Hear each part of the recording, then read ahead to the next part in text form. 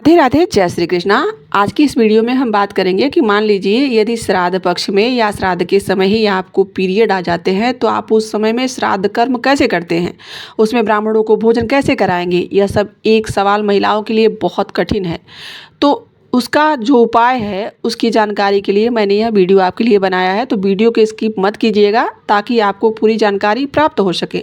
चलिए बात करते हैं कि मान लीजिए यदि आप पीरियड में हैं तो आप रसोई घर में जा नहीं सकते, ब्राह्मणों को भोजन नहीं करा सकते, और वैसे भी 5वें दिन तक आप रसोई घर में जो भी बनी चीज़ें हैं वह ब्राह्मणों को नहीं खिला सकती हैं। 5 दिन के पहले आप रसोई घर में जा नहीं सकती।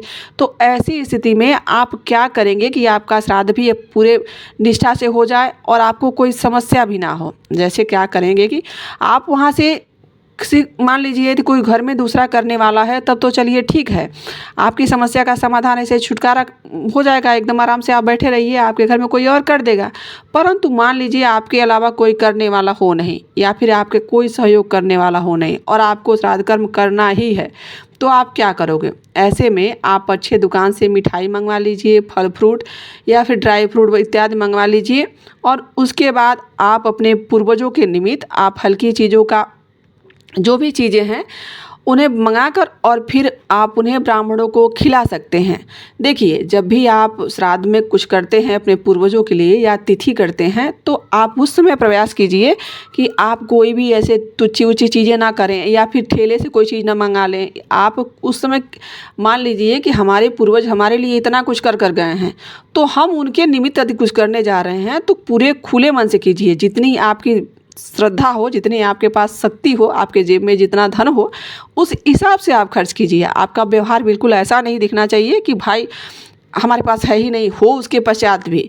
तो आप इस तरह का कोई भी कार्य मत कीजिएगा। अब मान लीजिए कि वो तो नेचुरल समस्या है, किसी के साथ हो सकता है, तो वो तो भगवान की देन है, सबको होता है, उसमें कोई बड़ी आपत्ति वाली बात नहीं है। परंतु उसके पश्चात भी आपका जो बाकी व्यवहार रहेगा वह उचित होना चाहिए। आप कोशिश कीजिएगा कि जो पूर्वजों के निमित्त आप चीज़ें ला रहे हैं या फिर दान दक्षिणा दे रहे हैं वह हल्की चीज़ें नहीं होनी चाहिए। थोड़ी अच्छी चीज़ें मंगाइए। हलवाई की दुकान से आप अच्छा मीठा मंगा सकते हैं, आप ड्राई फ्रूट मंगाइए, दूध से बनी हुई कोई गर्मा गर्म चीज़ हो जिसे ब्राह्मण खा के संतुष्ट हो सके, आप उस तरह का चीज़ मंगाकर ब्राह्मणों को खिला सकते हैं। और दूसरा यह है कि आप सूखे चीज़ें ब्राह्मणों को अपने पूर्वजों की तिथि के निमित्त निकाल सकते हैं। मान लीजिए यदि कुछ कोई लाने वाला भी नहीं हो, कुछ बनाने वाला भी नहीं हो, तो फिर क्या किया जाए।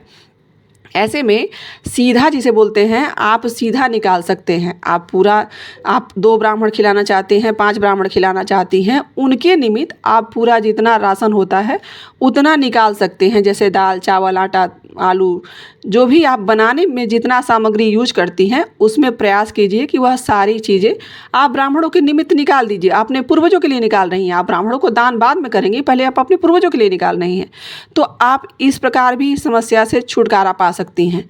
अगर मान लीजिए आपके पास कुछ और समस्या है, आप नहीं कर पा ये भी नहीं कर पा रही हैं, तो आप किसी को बुला कर, आपको ऐसा लगे कि नहीं 1 साल के बाद तो ये पड़ता है तो फिर हम ऐसे कैसे कर सकते हैं, तो आप अपने पड़ोस में किसी ऐसे को बुला लीजिए जो आपके घर आकर आपका काम कर सकता है, आपके घर में आकर शुद्ध रूप से रसोई बनाकर ब्राह्मणों को खिला सकता है। फिर आपकी और यह समस्या वैसे भी छुटकारा मिल जाएगा। आप किसी ऐसे को बुलाइए जो आपके घर आकर बढ़िया से शुद्ध रूप से भोजन बनाए और फिर ब्राह्मणों को भोजन करा दे। फिर आप इस समस्या से छुटकारा पा लेंगी। तो दोस्तों, यह थी पीरियड से जुड़ी हुई समस्या। यदि मान लीजिए श्राद्ध पक्ष में आपको पीरियड हो जाता है तो आप क्या करेंगे। पर एक बात ध्यान रखिएगा, किसी भी स्थिति में आप ऐसी स्थिति में ब्राह्मणों को भोजन ना कराइए। अपने हाथ से बनाकर किसी दूसरे को बुलाकर बना लीजिए, या फिर उनके निमित्त ऐसे सूखा ही अनाज निकाल दीजिए, या फिर मार्केट से मंगाकर खिला दीजिए। परंतु आप स्वयं बनाकर नहीं खिलाइएगा, नहीं तो इससे ज़्यादा पुण्य से ज़्यादा आपको पाप की भागी बनने वाली हैं। तो दोस्तों, अभी के लिए बस इतना ही। आशा करती हूँ आपको जानकारी अच्छी लगी होगी। मिलती हूँ किसी ऐसी जानकारी के साथ। राधे राधे, जय श्री कृष्ण।